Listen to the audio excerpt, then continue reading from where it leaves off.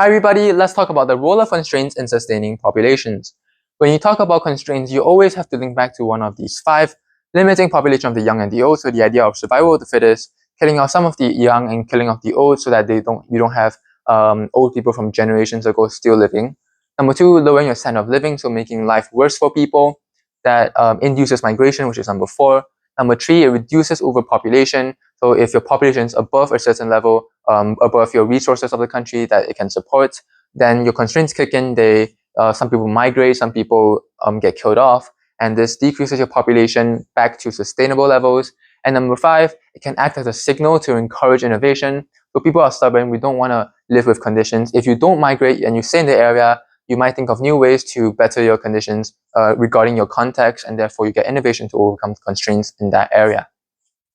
So there are specific constraints that all link back to one of five or more of those. So number one, poverty. There's a poverty cycle where someone is poor, they can't afford food, so they lack energy. This means they might get diseases and they can't afford medical checkups and stuff, so they spend longer time being sick or being unproductive at work. They earn less money, and that repeats a cycle of not being able to afford a lot of food and continuing on. So they can't afford any education, medical checkups, so they can't improve, and that lowers your standard of living, might induce migration as well.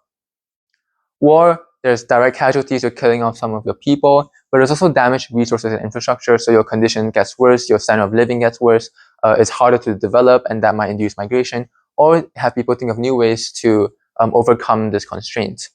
Natural disasters can include earthquakes, tsunamis, volcanoes, floods, fires, any catastrophes that kills people, that may destroy your infrastructure again, and again links back to those. Famine, you have starvation, so people lack energy, people might be malnutritious, and you die because of your lack of energy. But that may encourage innovation from our last video about food shortages to get rid of this famine issue. Plagues as well, it kills especially the most vulnerable, like the young and the old.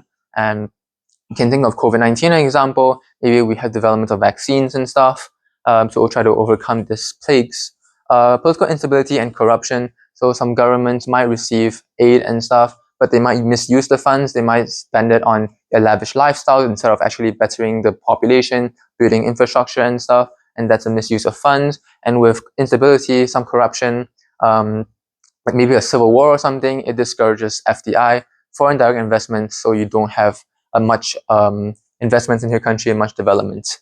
Lastly, trade barriers such as tariffs, quotas, and regulation. This increases the cost for exporting countries, and what this means is they can't generate a large amount of revenue or income that they need to better their country, and therefore that lowers their standard of living, might be able to develop to better their population. So this sums up the role of constraints in sustaining populations. These are the specific examples, and they all link to at least one of five of these. I hope you guys enjoyed it, and I'll see you in the next video.